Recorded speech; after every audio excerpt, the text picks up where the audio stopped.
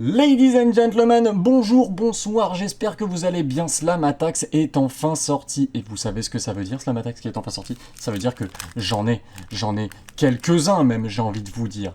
Donc j'ai acheté deux displays complètes, le classeur et une édition spéciale de Becky Lynch, mesdames et messieurs. Évidemment, on verra donc ce pack en édition limitée de Becky Lynch en espérant avoir la Red Platinum rare dedans. Donc tout ça, on va le voir dans des futures vidéos ou en live. Donc je vous invite fortement à venir en live. En vidéo, on va ouvrir les éditions spéciales là, donc avec 3 boosters limited edition, avec le booster justement de limited edition de la collection. Et en plus de ça, on va ouvrir du coup toute la collection de Becky Lynch. Les deux displays sont encore là, je les ouvrirai en rentrant de mon voyage. Donc à rester présent. Mesdames et messieurs, on va enchaîner directement sur le premier opening. Sur le premier pack, on gardera les deux limités pour la fin, forcément, parce que sinon c'est pas drôle. Donc, let's go. Ça fait longtemps que j'ai pas fait ça. Je vous avoue, je sais même pas à quoi va ressembler le rendu de la vidéo. Alors, qu'est-ce que c'est que ça? Slamatax Reloaded. Je vais le mettre de ce côté-là. Slamatax Reloaded, oui, forcément. Donc, oui, ok, d'accord. Ok. On va commencer de l'autre côté, parce qu'apparemment ça a l'air rare, donc on va passer ça. Hop là, vous avez pas vu, j'ai pas regardé. On commence directement avec le New Day. Ah oui, le New Day pour le Ruben Day. Ça c'est plutôt pas dégueulasse. Donc, comme on peut le voir, les nouvelles spécificités... Faut vraiment que je sois cadré dans la caméra. Attendez, je vais me passer comme ça. Voilà. Donc, comme on peut le voir, du coup, nouvelle spécificité avec les défenses, les attaques. Les cartes restent en anglais. Hein. Malgré le fait que ce soit acheté en France, tout le produit est français, les cartes restent en anglais, vous pouvez le voir. C'est quand même écrit Power, Agility, Technique et Finisher. Donc, en vrai, si on achète des cartes de collection anglaise, ça change pas grandement, en fait. Vu que les cartes françaises sont aussi en anglaise, malheureusement. Je découvre ça en même temps que vous, hein, donc let's go. Donc le New Day, ok. Oné Lorcan, génial, on adore. Pas du tout. Ouh, ouh, mais dites-moi, c'est que ça brille un petit peu tout ça là. Hall of Famer, Shawn Michaels, 4 étoiles, nice. Évidemment, les règles sont disponibles, parce que oui, c'est un jeu de collection, mais c'est surtout un jeu tout court à la base. Donc vous pouvez jouer avec vos cartes, et les règles sont disponibles dans le classeur, tout simplement. Donc je vous invite à acheter le classeur, qui se trouve dans les papeteries. Ok, Mickie James, évidemment, Mickie James qui est devenue commentatrice, hein, depuis, qui ne catche plus vraiment, on va pas se mentir. Ok. Petite dernière avant la petite rare qui a brillé, là, qu'on a pu apercevoir vite fait. C'est Murphy avec des statistiques 53-65, bon, c'est pas la meilleure carte, mais ça nous fait quand même plaisir de découvrir de nouvelles cartes. Let's go! Randy Orton, Hell in a Cell, c'est une carte pay-per-view, mesdames et messieurs, c'est la première. Je connais quelqu'un de mon équipe qui serait ravi d'avoir ce chose. Mesdames et messieurs, 78-85, c'est Randy Orton. Avec un petit finisher à 90, il faut savoir que dans les règles du jeu, justement, quand il y a un ex-aequo, on choisit selon une certaine statistique. Donc effectivement, si vous avez Randy Orton, bon bah... Voilà quoi, un petit RKO des familles out of nowhere, et puis bien sûr, ça suffira. Ok, donc on va placer ça de côté. Merci. Et on va enchaîner avec le deuxième paquet assez rapidement. Ah, on découvre... Oh, mesdames et messieurs, WWE Championship instantanément, qui cette fois-ci est de face. Oh, quand même. C'est bon quand même. Bon, bah, ils nous ont trop l'aide. La carte était de face. Elle est folle furieuse. Hein. Elle est folle furieuse. On va mettre les foils de côté, tiens. Et on va... Ah oui, d'accord. Ah oui. Alors attendez. Parce que... Hop. C'est une foil, mais je l'ai pas vue. Donc, excusez-moi, je fais pas ça tous les jours. Booker T, en Hall of Fame également. Ça commence très très bien. Nice. Angel Garza. On continue sur les feuds de WWE en mode confined. Sonya Deville. Alors, Sonya Deville, étonnamment, c'était l'une des cartes que je voulais. Je saurais pas vous dire pourquoi. Mais j'aime beaucoup. Tyler Bates, effectivement, NXT UK, qui est dans cette collection, mesdames et messieurs. Bam. Et Alexa Bliss SummerSlam, allez, je connais encore une fois quelqu'un de mon équipe qui voudrait ce genre de choses. Bonjour. Alors, bonjour PSQ, du coup, et bonjour Ishark. Voilà. Les gars, vous me dites, hein. Voilà. Faut savoir que les cartes pay-per-view sont des cartes qui sont de rareté standard, hein, évidemment, dans l'édition. Et on va tout de suite enchaîner avec les packs qui étaient dans le pack de Becky Lynch, dans l'édition de Becky. Oh, qui ne veut pas s'ouvrir. Hein. Ouah. Donc 6 cartes par paquet. Ah, cette fois-ci on se fait pas trop laid. Tout va bien, cette fois-ci on se fait pas trop laid. Alors, je vais vérifier. C'est encore une pay-per-view, c'est Survivor Series, mesdames et messieurs. C'est Survivor Series, je vous le dis tout de suite.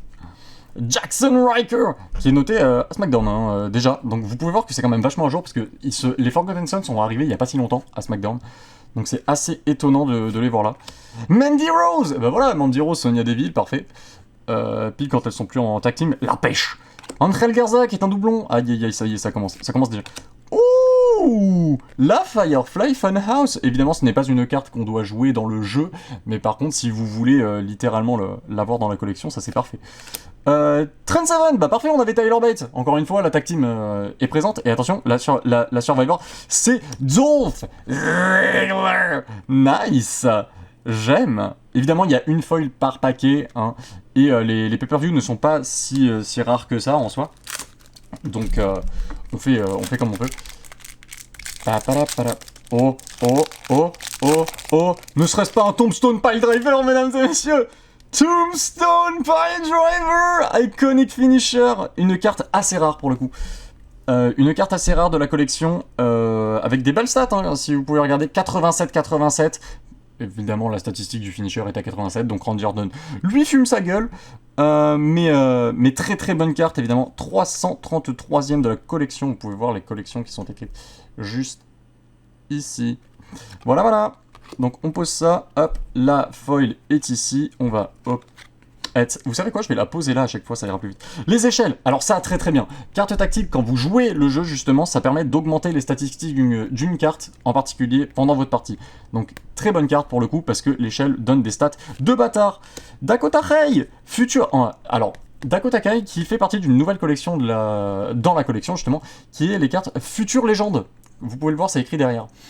Donc ça fait partie d'une certaine collection avec des superstars qui sont déjà soit dans la catégorie Raw, SmackDown ou NXT, mais qui sont avec des statistiques un peu augmentées parce qu'ils sont justement en future légende. Et là ça me fait plaisir d'avoir Dakota. Voilà voilà.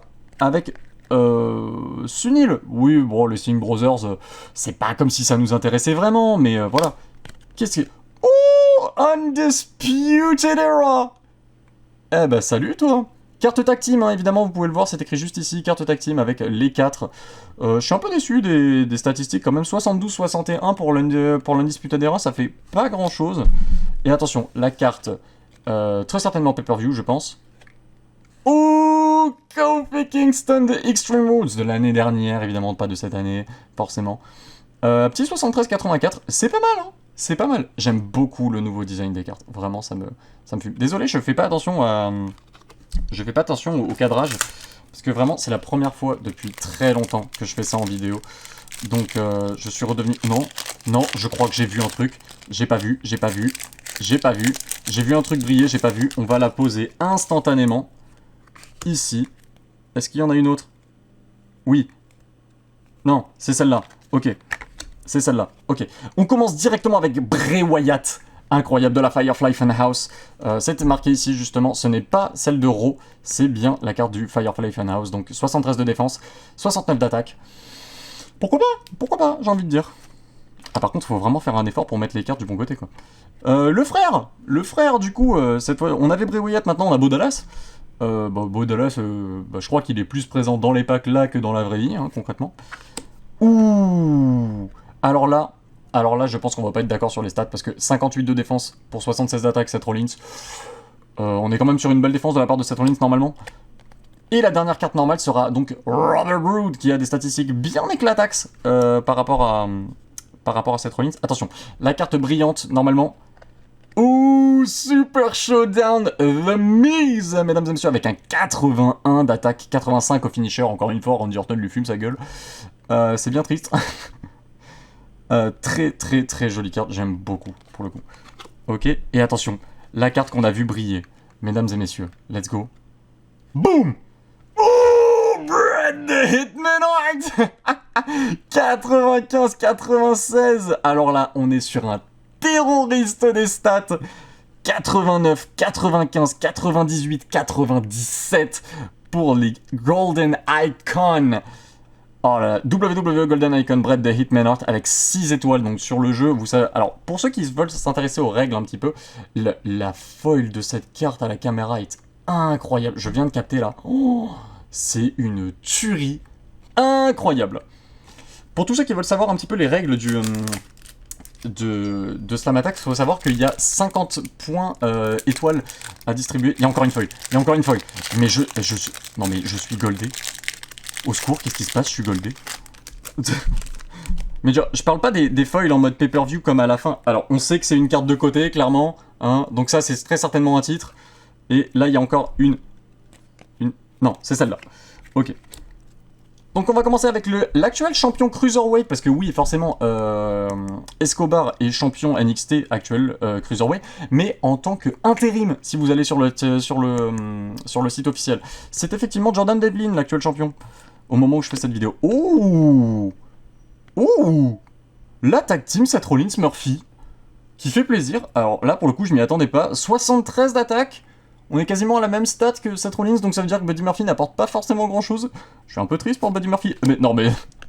Non, je suis pas d'accord. 64-73, d'un côté il y a Austin Theory, de l'autre côté il y a Seth Rollins. Non, là par contre, je ne suis pas d'accord, mesdames et messieurs, Slam Attacks, rendez-nous les vraies stats, s'il vous plaît. Et Montez Ford, en future légende, évidemment comme vous pouvez le voir, en future legend, et non pas en raw. C'est cool parce que pour l'instant j'ai pas énormément de doublons, ça c'est cool. Mesdames et messieurs, la foil, boum!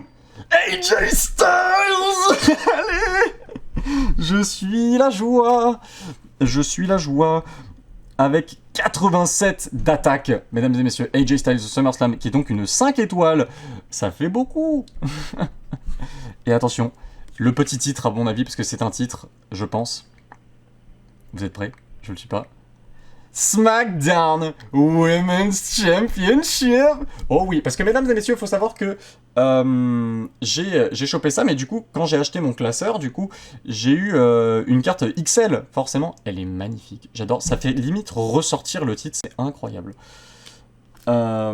J'ai eu une carte XL et en fait dans les paquets XL vous avez soit la chance d'avoir John Cena, soit Charlotte Flair. Moi il se trouve que chez ma librairie pour le coup, voilà, j'étais en train de l'ouvrir à côté, n'importe quoi. Dans l'endroit où j'ai pu acheter toutes les cartes, justement il y avait déjà le pack où Charlotte Flair dépassait, donc j'ai pu acheter Chacha Flair instantanément. Je vais pas vous mentir que je suis joie.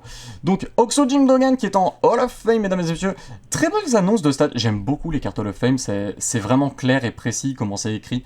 Contrairement à là où, comme il y a un peu de vide, il faut vraiment le capter quoi. Mais là pour le coup, 67-63, je suis assez content. Ce Jim Duggan, bon c'est cool. Gallows.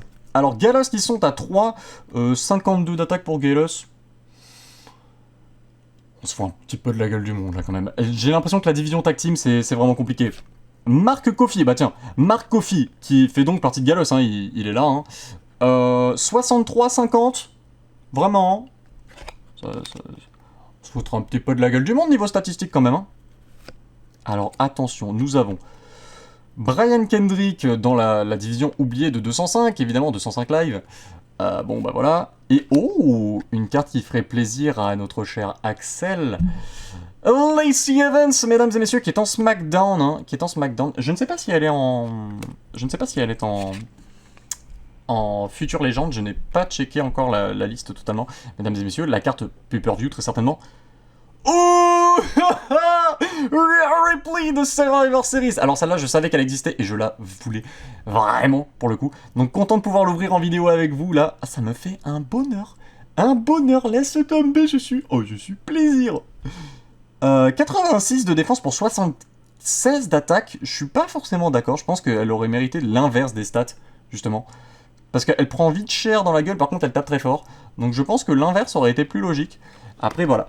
Mesdames et messieurs, il reste 2 packs pour cette vidéo.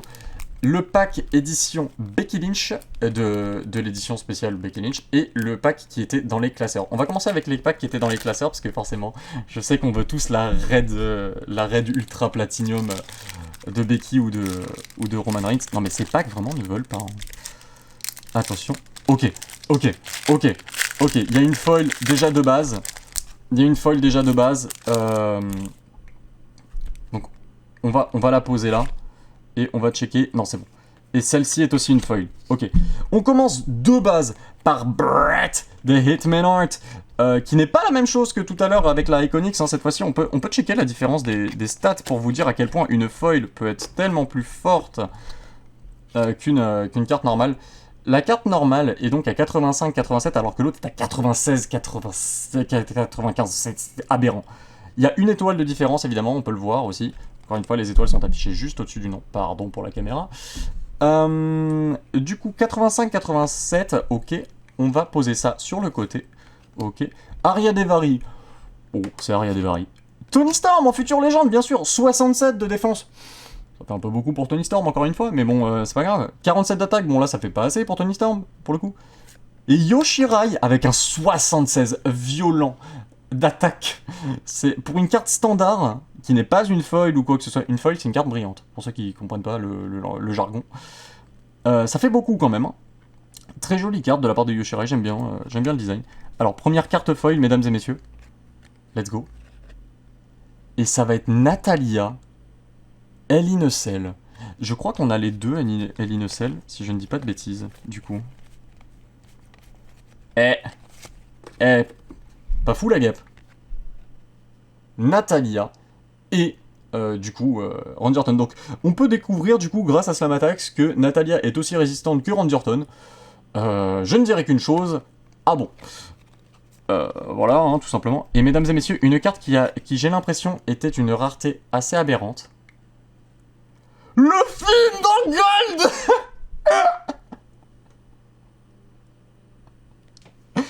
97 de défense. On a un petit, je n'arrive même pas à le lire tellement. C'est un 84 de finisher, 96 de power. C'est une 6 étoiles.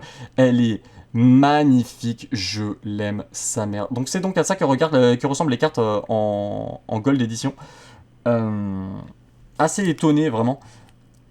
En sachant que là, c'était vraiment une carte édition limitée à l'intérieur. Donc on sait que c'est celle-ci, mais c'était pas forcément une gold. Faut quand même s'en rendre compte. C'était pas forcément une gold, ça aurait pu être une bronze, par exemple. Très content, très content de ça, pour le coup. Et mesdames et messieurs, on va finir avec... Est-ce qu'on va avoir The Man Becky Lynch dans ce pack? On va ouvrir dans l'autre sens, la foil est au bout, mesdames et messieurs. Donc on va, hop, poser ça là, voilà. On va checker, est-ce que c'est dans ce sens-là? Oui, c'est dans ce sens-là. On va poser ça ici, tout va bien. Et nous allons ouvrir tout simplement avec John Morrison, l'un de mes catcheurs de cœur, qui n'est pas forcément foufou, on va pas se mentir. John Morrison, bon bah voilà, les statistiques sont... John Morrison qui a des stats moins intéressantes que Lars Sullivan. Je me sens insulté dans mon fort intérieur. Lars Sullivan, du coup, avec 63 et 59, hein, évidemment. Kofi Kingston, qui est à 63-74. On ressent que Kofi a gagné un titre, ça se voit, c'est d'une violence assez aberrante. Et, oula, dis donc. Eh. Que c'est que ça? 63 de défense, 85 d'attaque, jackhammer de la part de Goldberg. Pardon, excusez-moi, j'étais obligé. Le jackhammer qui est donc une 4 étoiles. 4 étoiles, c'est 85 d'attaque, ça fait beaucoup quand même. C'est belle tech card à jouer au cas où. Alors attention, deuxième foil du coup, je ne savais pas qu'il y en avait deux. Et ça va être Kevin Owens de Extreme Rules. Cette fois-ci, c'est Venti qui voudrait bien avoir cette carte à mon avis, mesdames et messieurs. Mais coucou à toi d'ailleurs. Très content de cette carte. 84 de défense, 75 d'attaque. Je pense que Kevin Owens aurait mérité un peu plus de statistiques pour le coup, parce que c'est quand même Kevin Owens. Et mesdames et messieurs, on va finir sur la carte de Becky Lynch. Il peut y avoir la carte bronze, la carte silver, la carte gold et la carte platinum ultra rare. Qu'est-ce qu'on va avoir? 3, 2, 1. Ce sera la bronze. C'est la plus basse, mais c'est quand même 93 de défense et 87 d'attaque. C'est juste fou furieux comme statistique. Et alors, faut savoir que j'ai vu les 4 cartes et intérieurement, je voulais celle-là. Voilà, je sais que ça peut paraître con parce que c'est la bronze, c'est pas la plus rare, enfin c'est pas la plus recherchée clairement, mais c'est celle que je voulais parce que c'est celle avec le design que je préfère. En fait, littéralement, les photos de Becky, sur cette photo, je préfère largement par rapport à toutes les autres.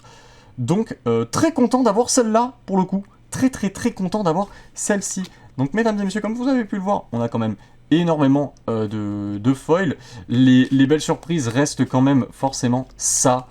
Ça, c'est incroyable, hein, pour le coup. Où est-elle? Ça brille beaucoup, hein? On est d'accord, ça brille beaucoup? Hein? Allez, on dit ça? Voilà, donc les cartes pay-per-view, forcément, qu'on a vu,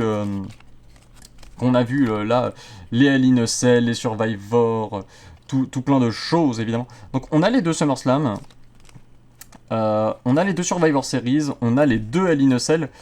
On n'a pas la dernière de Super Showdown malheureusement, mais ça ce sera dans les displays, mesdames et messieurs, vous en faites pas. Parce que là, on a ouvert que 9 packs, mais sachez qu'il m'en reste 72. Oui, oui, j'ai bien dit 72, oui. Et évidemment, ces 72, on fera un opening en vidéo et on fera un opening en live.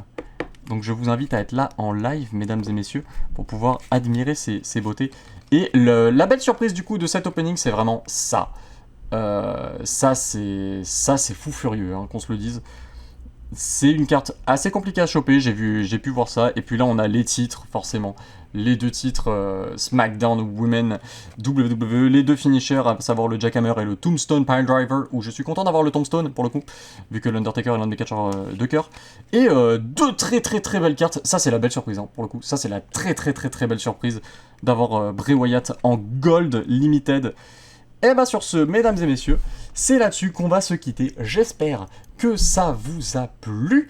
Mesdames et messieurs, on se retrouve très bientôt pour l'opening d'un display, très certainement qui sera en 3 parties. On fera 12 boosters, 12 boosters, 12 boosters, histoire de se garder un petit peu de marge, comme ça vous aurez votre petite série pendant que je ne serai pas là. Ladies and gentlemen, c'était Ruben Day. J'espère que ça vous a plu. Peace out.